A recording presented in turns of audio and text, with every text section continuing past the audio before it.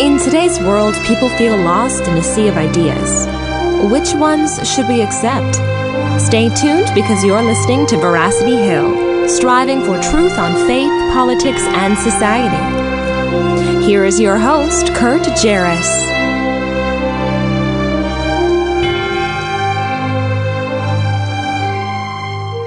Well, a good day to you, and thanks for joining us here on another episode of Veracity Hill, where we are striving for truth on faith, politics, and society. So nice to be back in the saddle here after a week off. Last week's episode was on the teleological argument, or the argument from design, and filling in for me was my friend and a frequent contributor to the podcast, David Montoya. He interviewed Alan Hainline, and they talked about the design argument and some of the details, and maybe for some of you that was a little bit over your head, but that's okay. It's good to be challenged and stretched in our thinking. And so that makes today's episode all the much more better for ways we can have soul renewal in our lives. And so whether it's from last week's episode or just life's circumstances, I hope that you'll stick with us through this episode today as we talk about very practical ways that we can be refreshed in our lives. I know it's something for me that I've certainly been needing. I've just been running myself into the ground with various projects and such, so I'm looking forward to learning from our guest today. Before we jump into that, though, we have a couple announcements. So first, I want to talk about the Defenders Conference coming up September 28 and 29 in Clarendon Hills, Illinois, the western suburbs of Chicago here. And it's going to be a stellar event. We've got 4 different perspectives on the supposed genocide commands in the Old Testament, where Yahweh instructs the Israelites to kill the women and even the children. How are we as Christians to understand and interpret Yahweh's instructions, or really the biblical passages there? It's complicated. If we believe that God is all-loving, why would he do that? And so we've got 4 different perspectives that will be conversing, presenting their views, and I'm sure that panel discussion is going to be a heated, good, cordial discussion, of course. So we've got all of them, Doctors Paul Copan, John Walton, Kenton Sparks, and Clay Jones. Very much looking forward to interviewing each and every one of them. Actually, at the end of their presentations, I'll be asking them questions. We would love for you to join us. This is the type of event people are going to be coming in from across the nation. I just heard someone from Oklahoma is actually going to be bringing, he and his wife will be coming to attend the event. So it's really going to be a lot of fun. Of course, there are breakout sessions, so you can come and learn about different apologetic events. Ted Wright, our friend, he's going to be coming to speak. It's just going to be a great weekend here in Chicago, and I hope you can join us.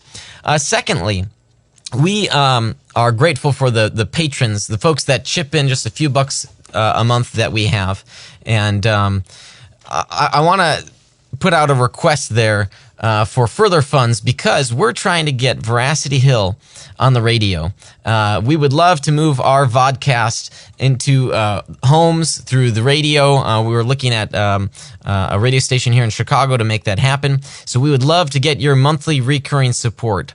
If it's just a few of you that are chipping in, we can get there. So I hope that you'll consider supporting this program, and so that way we can continue to grow our impact and our influence with those that are on a regular basis coming to learn more about different issues from the Christian worldview. All right, so today's program, we're talking about soul renewal, or as our authors put it, a survival guide for the soul. Ken Shigematsu is the senior pastor of 10th Church in Vancouver, British Columbia. That's Canada, for those whose geography is not all that well. And he's got one of the largest and most diverse city center churches there in Canada. Ken, thank you so much for coming on our program today. Thanks, Kurt. It's a real pleasure to be with you and your friends. Thank you. Thanks. So the survival guide for the soul. Before we jump into the details and what you've written about, tell me, usually when someone's got a desire, a calling to write a book, they see sort of a need for it. So for you, what did you think your need was for making this contribution for the Christian community? Yeah, thanks, Kurt, for asking. It really arises out of my own life. I'm originally from Japan. And when I was in my 20s, I was what they called a 7-Eleven man. I'm not sure if you're familiar with that term. It didn't mean that I was always going to 7-Eleven to buy Slurpees, though I did occasionally if it was really hot. It meant that my workday went from 7 in the morning till past 11 at night, and so life was pretty crazy. When I eventually became a pastor here in Vancouver, I thought my life would finally settle down. But I came to a church that had cycled through 20 pastors in 20 years. The church had gone from over 1,000 to 100 and something. And one of my first days here, the secretary walks into my office and says, "Ken, if the ship sinks now," meaning the church, "everyone will blame you because you were the last captain at the helm." So even as a pastor, I felt a lot of pressure to succeed and produce. And, I think a lot of our listeners and friends may say, yeah, I understand intellectually that God loves me, but many of us continue to base our self-worth on our success or our intellect. Can we understand the teleological argument or even pronounce it? Or our well-being on how others view us. And so I wrote Survival Guide for the Soul as a kind of personal letter to myself and to others who want to experience in fresh ways a sense that we're loved by God independent of what we do or how we perform. Now, and you've already gotten into some of the things I want to touch on. So you talked about this desire, that the pressure to succeed. This is part of what you've called here the two Adams. We've got two Adams in every soul. And now in St. Paul's theology in the Bible, he contrasts the way of Adam with the way of Christ. And theologians throughout the centuries have referred to Christ as the second Adam or the last Adam. In your book, you take that archetype and you apply it into the battle between our flesh and spirit. So could you help us, and you do so in a very helpful way, so could you tell us more about what you mean, how there are two Adams in every soul? Sure. I'm actually drawing that metaphor from Genesis as opposed to the writings of Paul, though I'm a huge admirer, obviously, of Paul. And I'm also getting the insight from a rabbi named Joseph Solzhenitsyn. He made the observation that if we look at the Bible in Genesis 1, we see a certain persona of Adam. This Adam is ambitious. He's called to fill the earth and subdue it. And so I call this ambitious Adam, quote, striving Adam. But when we turn the page to Genesis chapter 2, we seem to see a different side of Adam. This Adam is lonely until Eve appears, yearns for a connection with God, is called into a garden to humbly serve it. And I call this other Adam soulful Adam. And within each of us, Kurt, within you, you've got this ambitious Kurt that wants to get things done. That's a very good thing. But you also have a soulful Kurt that wants to connect with the most important people in your life, with God. And because the spotlight is so much, especially in a place like Chicago or the United States, is so much on the striving Adam or the striving Kurt or the striving Karen, I've written a book that helps us cultivate the soulful Kurt or the soulful Karen so that we honor our relationship with God and cultivate the most important relationships with people in our lives. It seems that not a lot of people have trouble learning more how to be that striving Adam. There are ample books on how to be more efficient with your time and how to do all these sorts of things, but there aren't as many books there on, as you've called, the soulful Adam, the one where we need to really look at who we are and how to remain healthy and spiritually. And so for that, you've got you go into various spiritual practices. And so on today's program, when we sort of announced what today's episode would be on, I said these are very practical things, practical steps we can do for our soul. And so most of our shows, Ken, are on these intellectual issues, and every now and again we'll have a very applicable a show where we can apply a lot of what we're learning. And this is one of those shows, one of those episodes where you've have numerous suggestions on ways in which we can just refresh our soul and live a healthy lifestyle in our relationship with God. So tell us about some of these spiritual practices that you have in mind.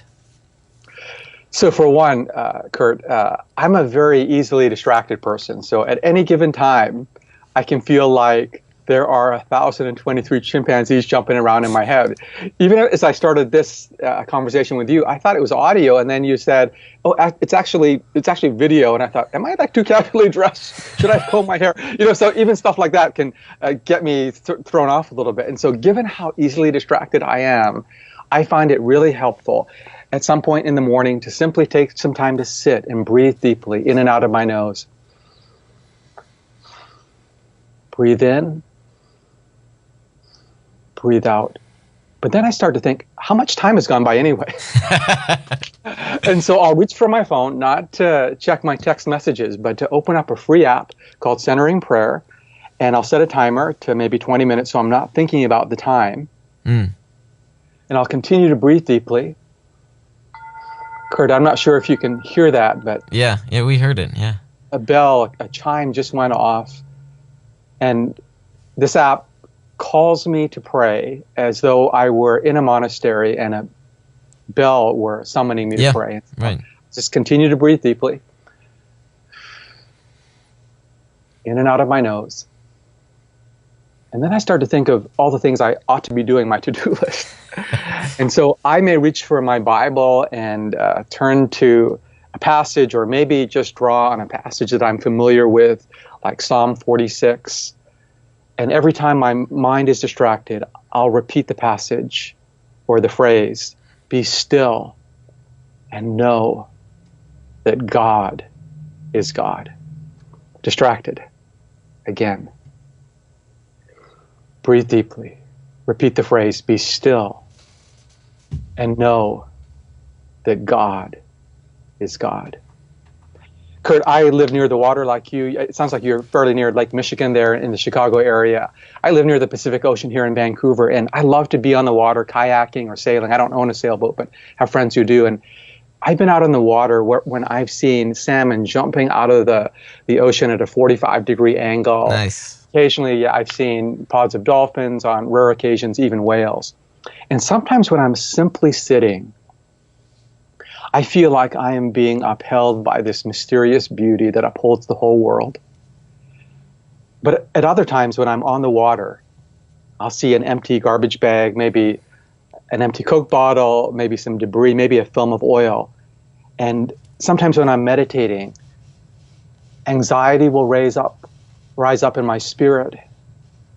Maybe some resentment or anger, maybe some feeling of envy. And I just lift those up to the Lord, and I feel cleansed and purged of them.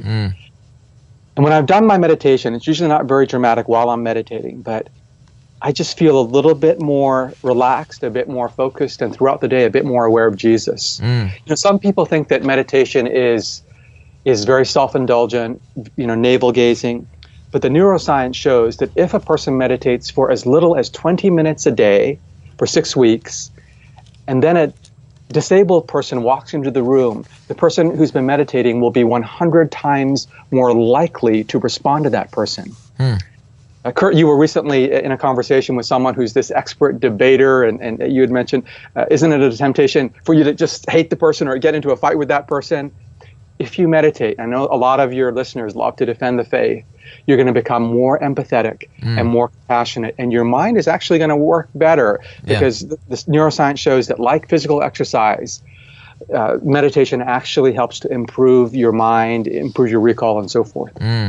Yeah, that's a great point, and I know some Christians are, they're weary of meditation. But Ken, I don't know if you know this, but I actually, my PhD research is studying the theology of some monks. So, of course, some of my research has been to learn about what it meant to be a monk. What did monks do? What was their garb? I mean, these details are written down. And so what was their lifestyle like? So you talk about that bell. Some people might be put off by that, but no, this is something that Christians have done, some Christians have done for centuries. And it's a great reminder for us to pause, make sure everything, freeze everything in our minds. Things can wait, and just be still. So it's very good, and it's something I needed to do in my life more so. My wife will tell you. So yeah, that's great, and something people should not be weary of doing meditation. Of course, we do other spiritual practices. Another one that you mentioned was the Sabbath. resting on the Sabbath. Tell us more about that and how that's a spiritual practice. Yeah, well, one of the things that the Sabbath does is that it simply reminds us that our value, as I mentioned earlier, doesn't come from what we produce or how we perform, but from the simple fact that we are cherished as daughters and sons of a perfect Father who adores us. So we've got a young son who just turned 10. Joey's not very productive. He likes to play with his Legos, doesn't like to clean up. He doesn't earn any money, doesn't add anything to our household economy. But we love Joey not because he's productive, not because he earns money or doesn't earn money, but simply because he's alive and breathing, because he's our son. And when we stop doing our productive work in terms of, the stuff related to our job on the Sabbath, unplug from work-related emails and text messages, we're reminded that we have value not because of our output, but from the sheer fact that we are cherished by a Father who absolutely is stunned by the fact that we are his children. And the Sabbath rest provides us ourselves an opportunity to reflect on those truths and to have them marinate in our soul. I like that cooking concept of marinating. For someone who thinks more analytically, truths need to be applied. And one way to apply them is to let them just sift into your soul. And then you can begin to really work it out, act it out. That's when someone's really understood and acts upon those truths. So, okay, I might be bouncing around a little bit here from some of the things you've talked about. And I want to go back maybe a little bit to meditation, because I love some of these sort of subtitles for your chapters that you have. So it's meditation, the listening to the music of heaven. If it's on that beach and you're just listening to the sound of what's going on, there's something very soothing to that. So just a couple weeks ago, my family was at Niagara Falls traveling, and my wife was ready to go. She knows who I am, and I like to, when we're ready to go, I say, okay, give me one more minute, and I stand there and I take it in, and in a case like that, it's a very beautiful, majestic picture. Sometimes it's not always a beautiful, majestic picture, but it's like, last week I was at Lake Geneva Youth Camp where I grew up, and I just wanted to take a minute to soak it all in, and the how meaningful that was, the various experiences I've had through the years. Maybe it's taking that time in our lives, setting aside that time, even if it's 5 minutes here or there, or if it's a designated 20 minutes every morning, to meditate and to reflect on those experiences, and to think about what great blessings we have and who God is. That can be very helpful for our souls. Gratitude, savoring God's gifts. How can reflecting on those things be helpful for us? Yeah, so in the morning I begin with some meditation, and in the evening I will engage in this simple gratitude exercise that's been around for at least 500 years, introduced to us by St. Ignatius of Loyola. And so, for him, the new technology wasn't the latest iPhone, but it was the printing press, in his day at least. And so in the evening, I open up a free app called Reimagining the Examine, and it leads me to look back over the day, the last 24 hours or so, and to imagine the day and to give thanks for 2 or 3 blessings. And so, for example, as I did this last night, one of the things that I gave thanks for was the opportunity to begin the day with a swim in an outdoor pool. It's pretty warm here in Vancouver. And then I gave thanks. Some friends dropped off some raw prawns that they had just caught. And I'm Japanese, so I like raw food, raw fish. Sure. It was really delicious, and had a chance to savor that. And this may seem, Kurt, like a ridiculously simple exercise, but the fact is, it will actually change the way you move through the world. Sean Achor is a psychologist who teaches at Harvard, and he says that if you will spend 5 minutes a day recounting things that you are thankful for, specific things, 2 or 3 things, you'll start to notice more of the good things coming into your life. So, for example, my colleague Edlin, just down the hall, she's in the market for a new Austin Cooper Mini. And so when she's out on the road, all she sees, well, it's not all she sees, but she sees more Austin Mini Coopers. It's not right. saying, hey, Edlin is on the fence. Let's flood her neighborhood with these little cars.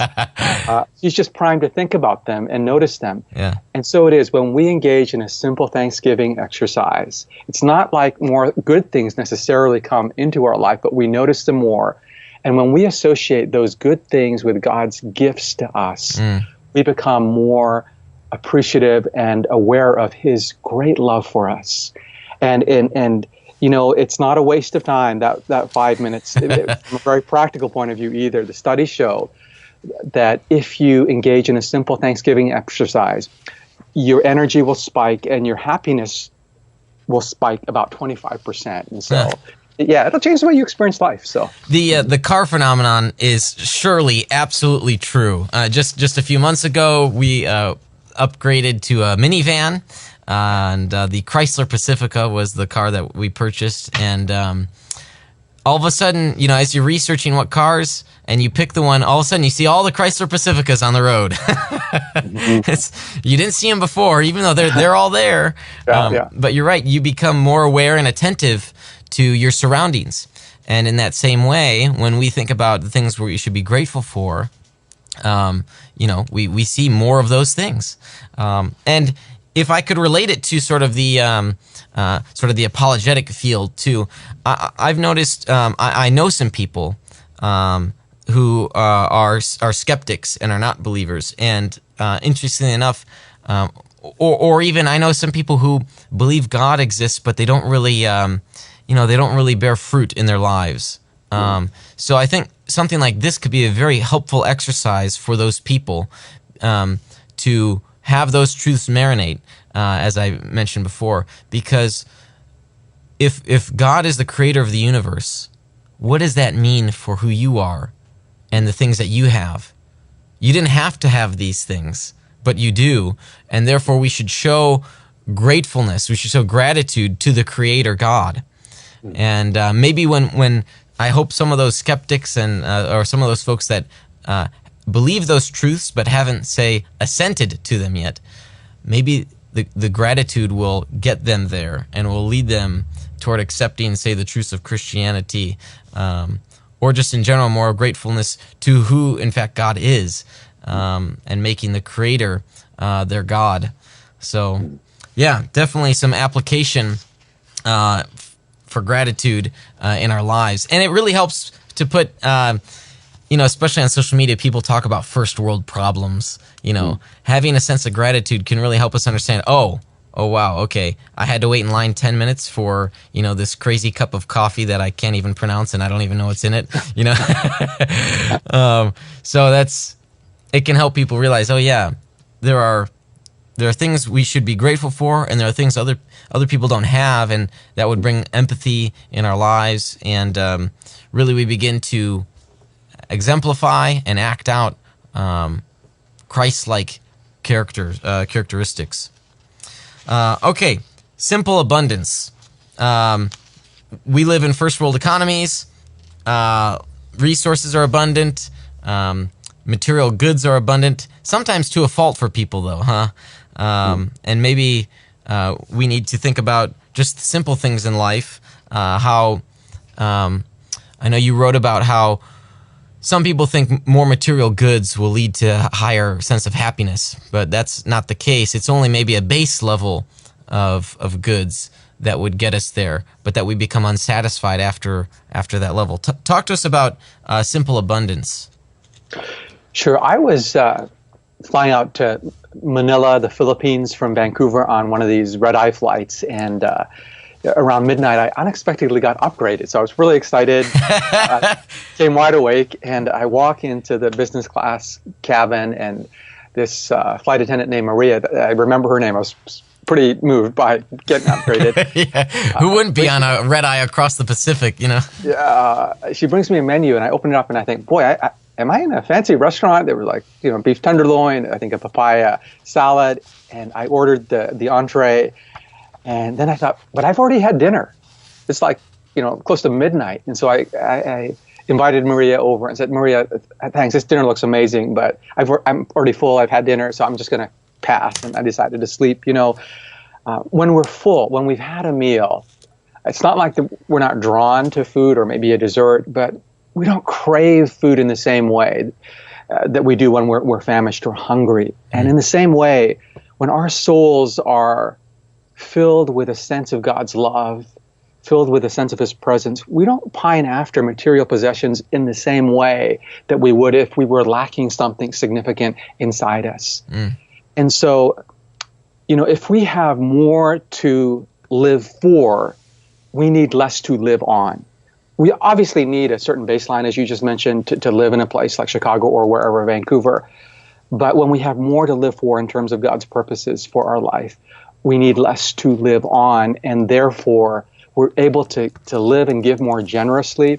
Just yesterday, Kurt, I was thinking, I'm a trustee of World Vision, and I went to Tanzania in this past year.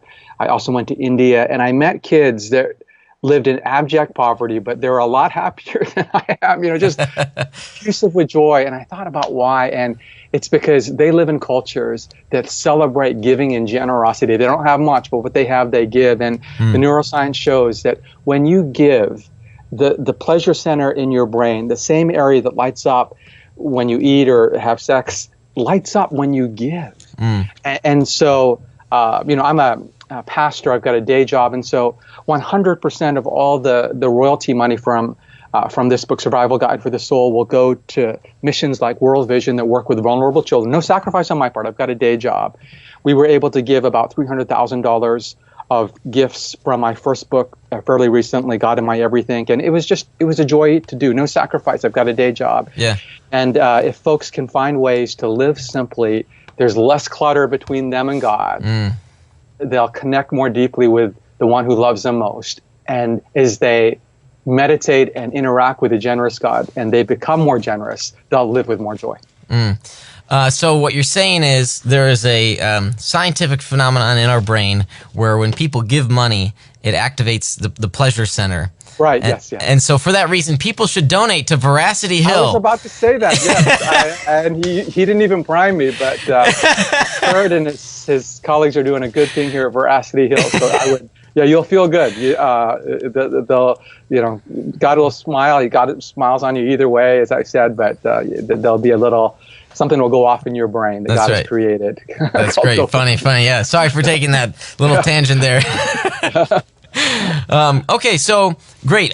We've got to come to a break here, Ken. But for those that are tuning in with us, we're talking about soul renewal, if you will, or a survival for some on practical steps you can take to become more like Christ, to have some of these truths that we know and we think about marinate in our lives, and how it applies and leads us to be more Christ-like in our day-to-day activities and how we think about others and just our temperament and our attitude and our approach. So when we come back, we've got more spiritual practices that we're going to be talking about, but stick with us through this short break from our sponsors. You're listening to Veracity Hill, striving for truth on faith, politics, and society.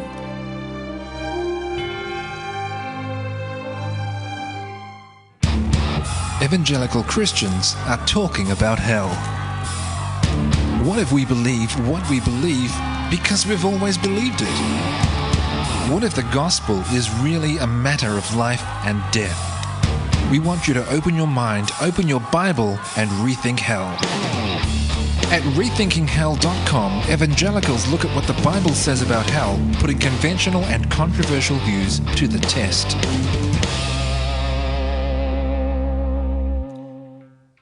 Have you heard of the Google Ad Grant for nonprofits?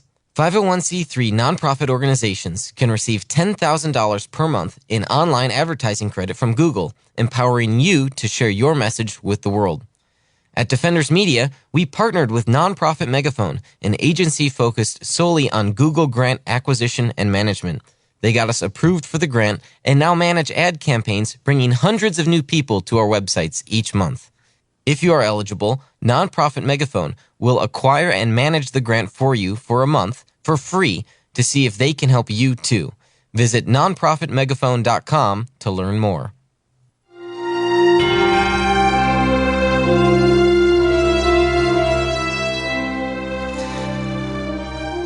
All right, thanks for sticking with us through that short break from our sponsors. If you'd like to learn how you can become a sponsor, if you've got a ministry or an organization or business that you'd like to have showcased on our program, you can go to our website, veracityhill.com, and click on that Patron tab.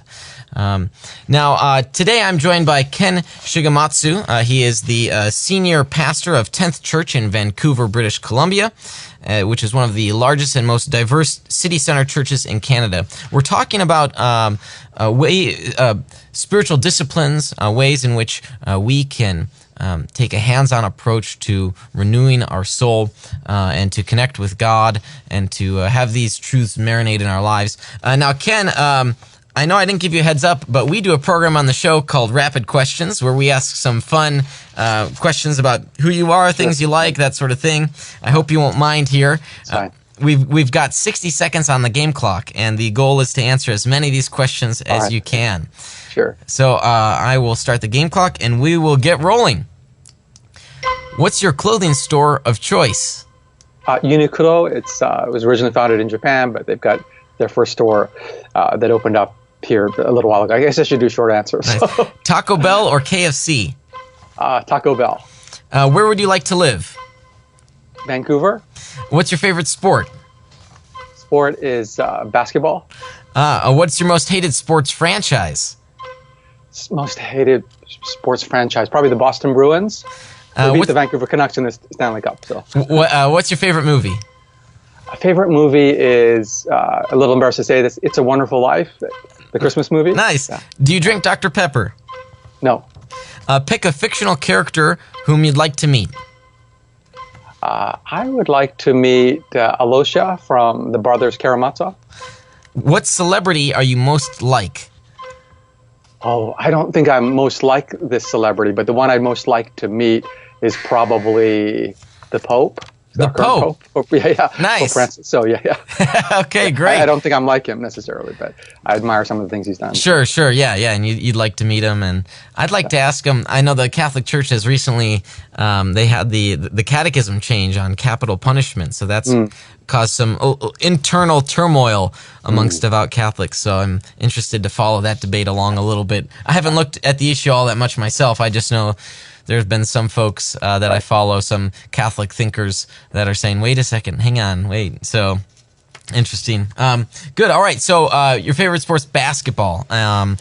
That's my favorite sport to play. Do you play basketball? Do you just watch it? I did. I played competitively through high school, and then at college I just played intramurals. Yeah. And I still have some weak knees. I didn't have many arrows in my quiver, but the one thing I could do is drive and get fouled, and so I had a habit of landing on people's legs and twisting my ankle. So I still have short stretched ligaments, and so I've got to be careful when I run through the trails. Well, hopefully you were a good free throw shooter then. Yeah, I worked on it, and I wasn't officially meditating, but I found if I bounced the ball 3 times and then took a deep breath, a meditative breath, that would relax me a bit. So I'm not a great free throw shooter, but you got in that rhythm. Thinking about it. But I got in that rhythm, and the meditation and the breathing helps. So. Yeah, nice. During the break, I was thinking about the simple abundance, and I was quickly looking up an article that I had read in the past about my generation. It's predicted will have less financially than the previous generation. Now, whether that's true perhaps remains to be seen, and lots of other factors that could affect that. But this comes from HowStuffWorks.com, their money department or section. Millennials also are widely predicted to become the first generation in U.S. history to do worse than their parents financially. So that's interesting, and I think a good warning to people to simply start practicing simple abundance. And I can see it in my own life. I know people, they've got folks that have lots of material goods. Sometimes these goods are no longer put to use. So perhaps the less goods we have, the better it would be that, say, we don't become attached to these goods and attached to the goods that we can't afford either.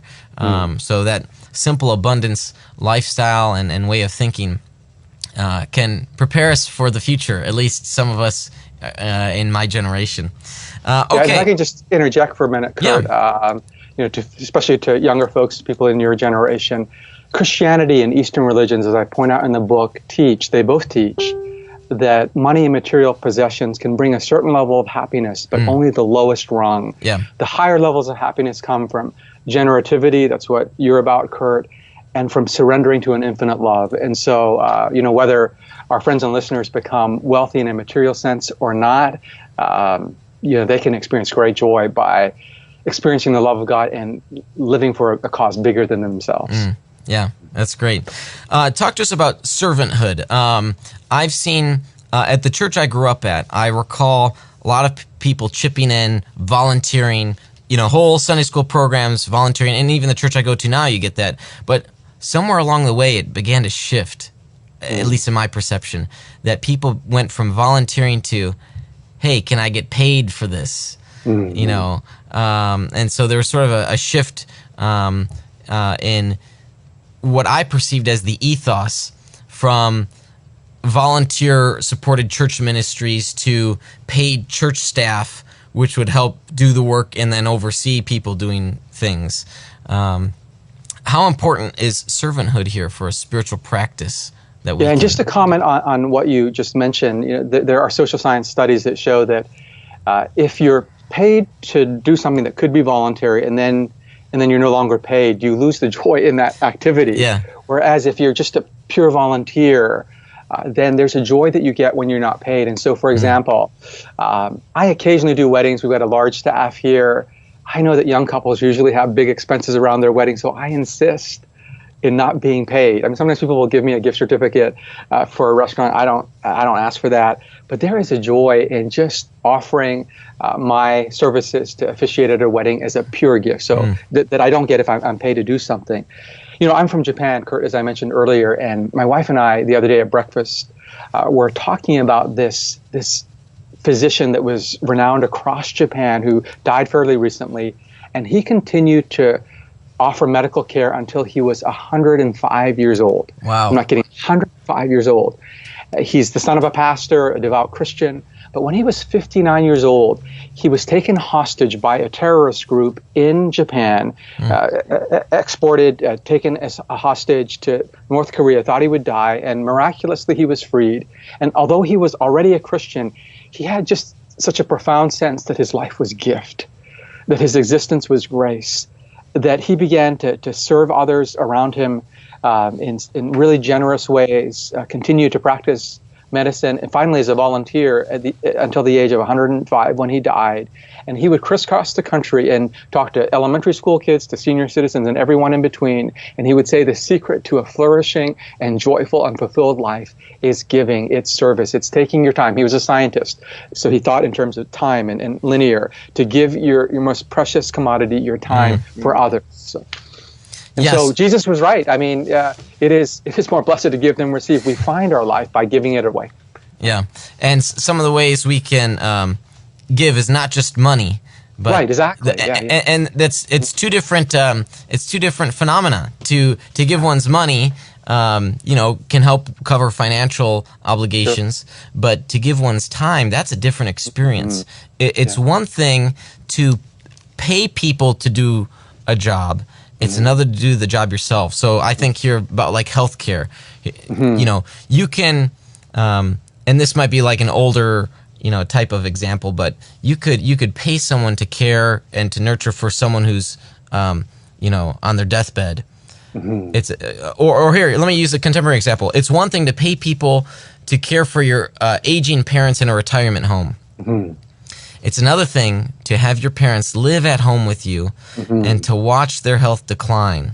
I know when I grew up, my grandfather came to live in our home as he was dying. He refused to do the retirement home thing.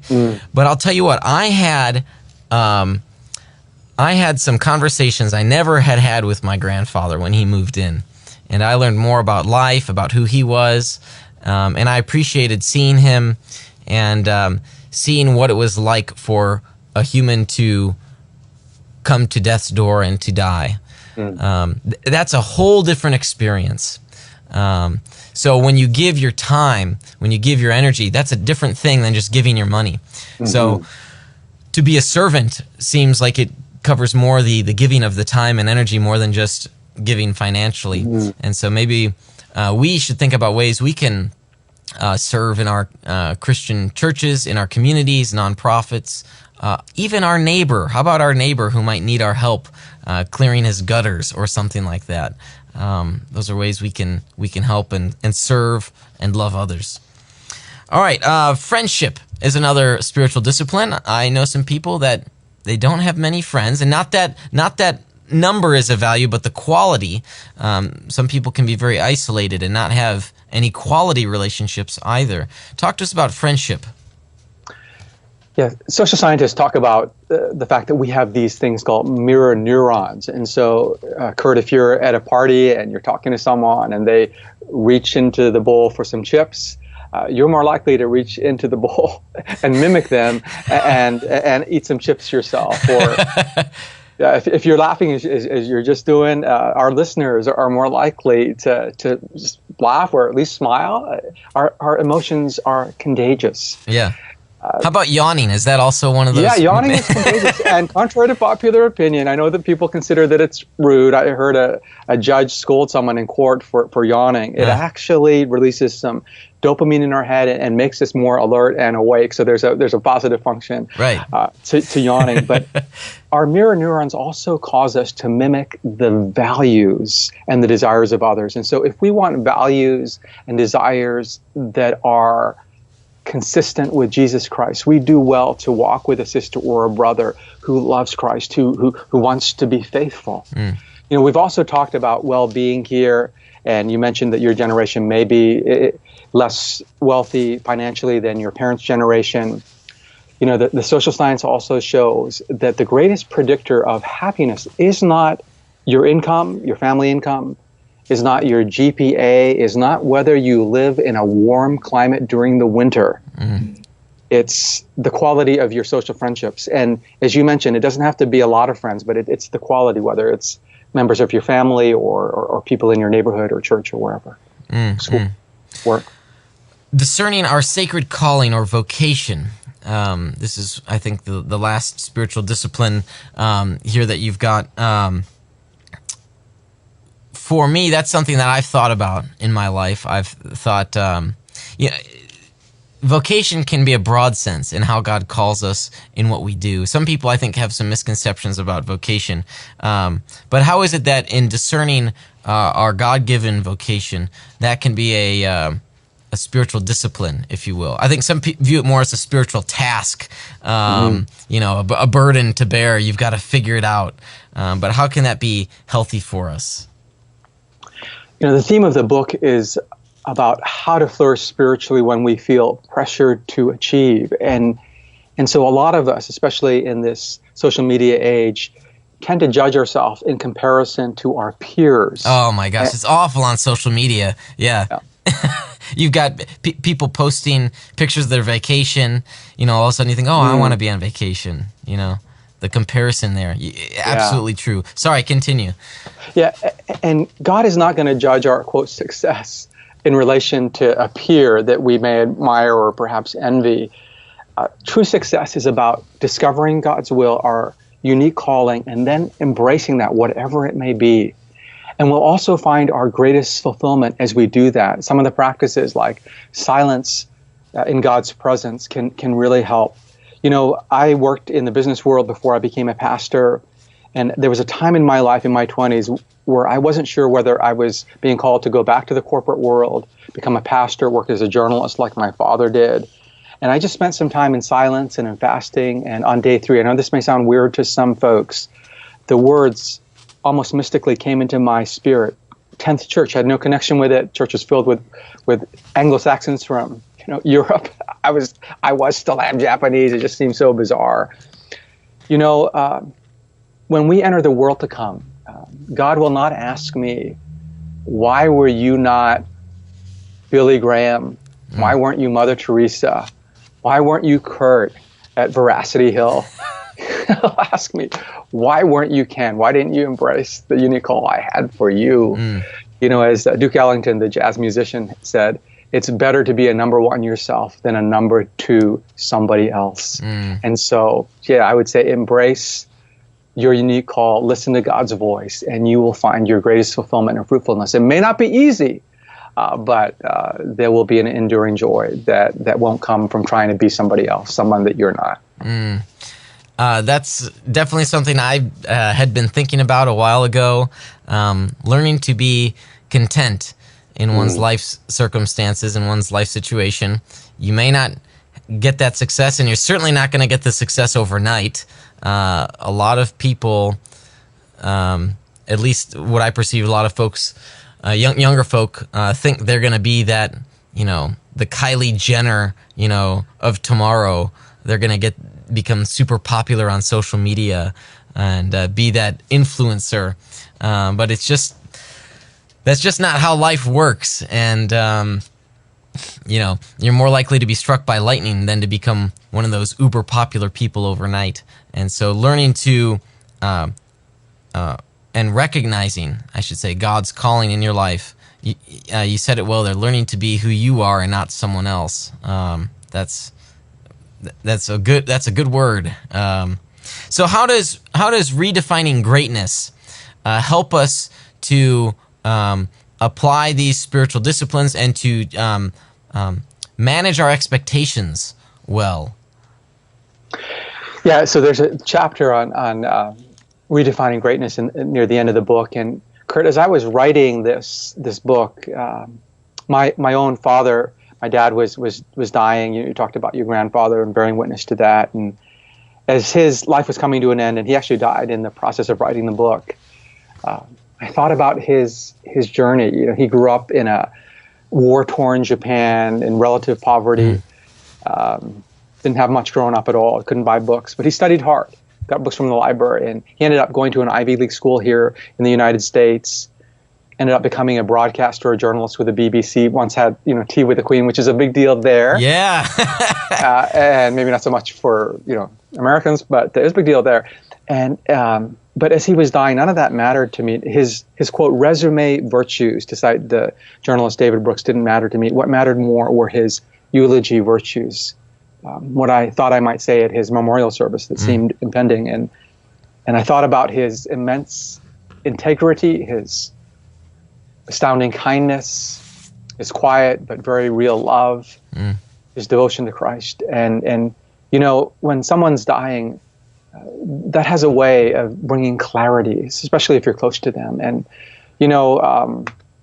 for some of our listeners, they may want to become, the mega uber popular, social media person, and that may seem important now. I guarantee that when they're on their deathbed, that will count for nothing. It'll be like lint on the scale. What will matter is, what kind of person did I become? Was I true to my calling? And did the love of Christ shine through me? And that's what's going to matter. And so, I write about the things what I feel really matters, what comes into crystal clarity when a loved one is dying. Yeah, what really is greatness. No one ever regrets spending not enough time on social media, Yeah, when they're dying. Right. In the end, yeah. So that's managing the expectation there about how to live a healthy lifestyle can really go a long way to producing good fruit in our lives. Yeah, that's great.